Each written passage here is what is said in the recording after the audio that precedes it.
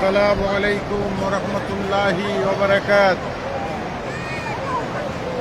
ফুরফুরা বাইতুল মাল ওয়েলফেয়ার ট্রাস্টের তরফ থেকে ইরাকের বুকে ইমাম হুসাইন হুজুর রাদিয়াল্লাহু তাআলা আনহুর দরবার শরীফে রাত্রির প্রায় 1টার অধিক হয়ে গিয়েছে।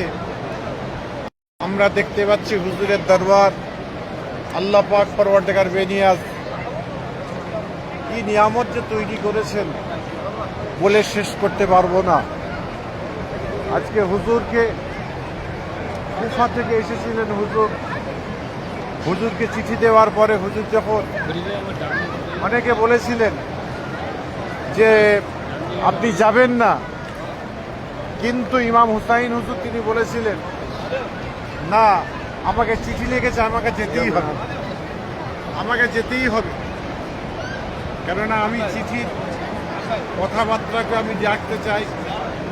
এরই জন্য তিনি আজকে কুফা থেকে তিনি এত দুর্গম পথ হেঁটে হেঁটে তিনি এসেছিলেন। আপনার ঘোড়ায় চেপে উঠে চড়ে সেই রাস্তা বয়ে বয়ে আসলেন। তিনি এমন সময় বহু জায়গায় দাঁড়িয়েছিলেন, রাত্রি জ্ঞাপন করলেন, করার পরে এমন সময় যখন তিনি কারবালার ময়দানে আসলেন, কারবালার মানুষেরা এমন সময় যারা রসুল পাক সাল্লামের দুশমন ছিল, ইমাম হুসাইন হুজুরের যারা দুশমন ছিল, তারা এমন সময় বলা শুরু করে দিয়েছিল হুসাইন এসে গেছে। হুসাইনের সঙ্গে যে ব্যবহার করে সেই চিঠি অনুযায়ী আজকে তার সঙ্গে যে অমানবিক ব্যবহার করা হয়েছিল শেষটা বড় আজকে আমাদের কষ্টদায়ক। ইমাম হুসাইনকে এই জায়গায় শহীদ করেছিলেন।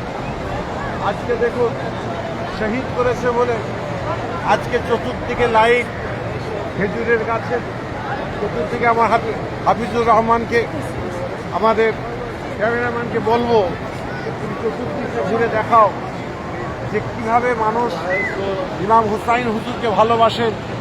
লাল লাইটে একদম ছায়া তুলে দিয়েছেন যে ইমাম হুসাইন তিনি রক্তে রাঙা হয়ে আল্লাহটাকে সাড়া দিয়েছেন, এবং তানার বন্ধুরাও আজকে আল্লাহটাকে সাড়া দিয়েছেন। আজকে সেই দিকে তাকিয়ে আমাদের প্রত্যেককে জানতে হবে, প্রত্যেককে বুঝতে হবে যে হুজুরের দরবারটা কি।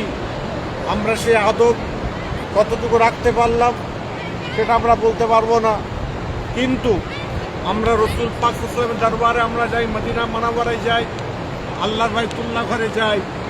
তারই জন্য দেশের ভাইদের বলবো, বাংলার ভাইদের বলবো, সারা বিশ্বের মানব জাতিকে বলবো, আপনারা জীবনে একবার হলেও ইমাম হুসাইন হুজুরের দরবার কুফানগর এবং নাজাফ এবং মাহবুব সুবহানি কুতুবে রব্বানি গাউস সামদানি বড় বিশ্বাবুর রহমাতুল্লাহ আলাইহি তিনি আরাম করছেন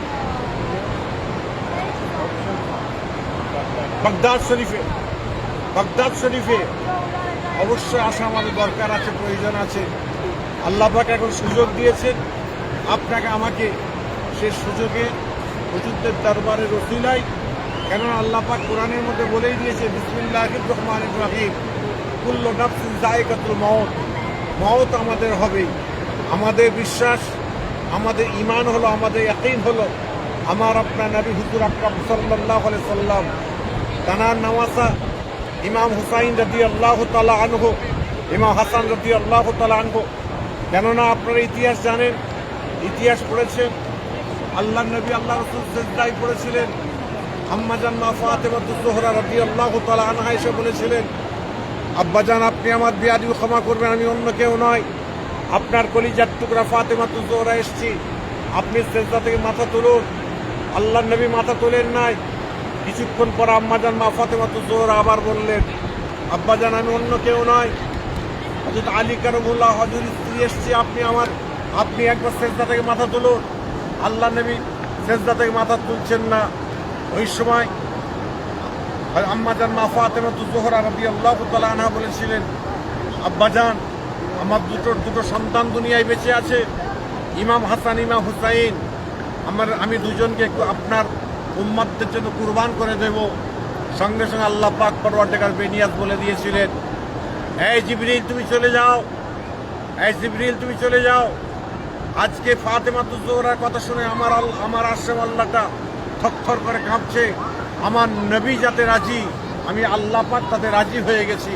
তারই জন্য সঙ্গে সঙ্গে রসুল পাক সাল্লামের মনের আশা ইচ্ছাকে আমার আল্লাহ পাক কবুল করে নিয়েছিলেন। আজকে সেই ইতিহাস বলতে গেলে আজকে বড় কষ্ট হয়। সেই ইমাম হাসান, ইমাম হুসাইন রাদিয়াল্লাহু তাআলা আনহুমা গরিব ছিলেন, ফাতেমাতুজ জোহরা গরিব ছিলেন। ঈদের নামাজ আদায় করে এই 30টা রোজা রেখেছেন, 30টা তারাবির নামাজ আদায় করে মা ফাতেমাতুজ জোহরার কাছে এসে বলেছিলেন, আম্মা জান আমাদের নতুন কাপড় দিন, আমরা ঈদের নামাজ পড়তে যাব। আম্মা জান মা ফাতেমাতুজ জোহরার কাছে নতুন কাপড় নাই। আমার রাসূল পাক সাল্লাল্লাহু আলাইহি ওয়াসাল্লাম বলেছিলেন, ফাতেমাতুজ জোহরা ফাতেমা শুনে রেখে দাও, আমি যখন দুনিয়া থেকে চলে যাব, যদি তোমার কিছু চাওয়ার হয় আল্লাহর দরবারে সেজদায় গিয়ে চাইবে। ফাতেমাতুজ জোহরা সেজদায় বললেন, সেজদায় পড়ার আগে বললেন, যাও তোমরা গোসল করে আসো, ঈদের নামাজ আদায় করতে যাবেন। তিনি যখন সেজদায় পড়ে গেলেন, এমন সেই ইমাম হাসান হুসাইন গোসল করে আসলেন। আসার পরে দেখছেন আম্মা জান মা ফাতেমাতুজ জোহরা রাদিয়াল্লাহু তাআলা আনহা তিনি সেজদায় পড়ে আছেন। ইমাম হাসান ইমাম হুসাইনকে বলছেন, ভাই দেখো দেখো আমার আম্মা জান সেজদায় পড়ে আছে, আমরা ঈদের নামাজটা কি করে পড়তে যাব।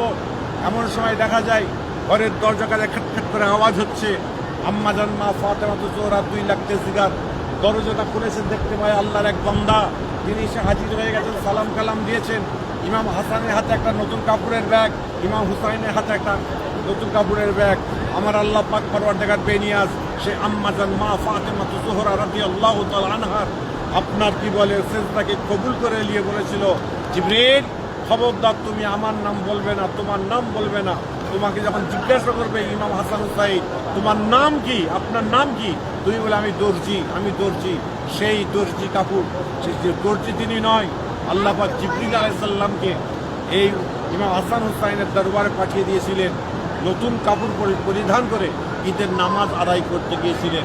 আজকে আমরা গরিব হতে পারি, কিন্তু আজকে রসুল পাকের উম্মত ইমাম হাসান হুসাইন হুজুরে আমরা হলো ভক্ত, আমরা হযরত আলী কারমুল্লাহ হুজুর ভক্ত।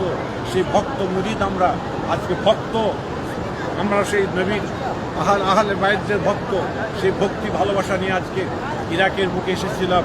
ইরাকের বুক থেকে আমরা আবার ফিরে যাব বাংলার বুকে আল্লাহ পাকের দরবারে। সারা বিশ্বের মানুষের কাছে যারা যারা আজকে আমরা এই লাইভ দেখতে পাবেন, প্রত্যেকে আমিন আমিন বলবেন। আল্লাহ পাক পরওয়ারদিগার বেনিয়াত আমাদের প্রত্যেককে ইরাকের বুকে ইমাম হুসাইনের দরবারে আসার মতো এবং হযরত আলী কারমুল্লাহ হুজুর দরবারে আসার মতো আল্লাহ পাক তৌফিক দান করুন। তার সঙ্গে আল্লাহর বাইতুল্লাহ ঘর আমার রাসূল পাকের দরবারে যাওয়ার মতো আল্লাহ তৌফিক দান করুন। এই বলে এখানে আমার লাইভটা শেষ করলাম। আল্লাহ হাফেজ, আসসালামু আলাইকুম।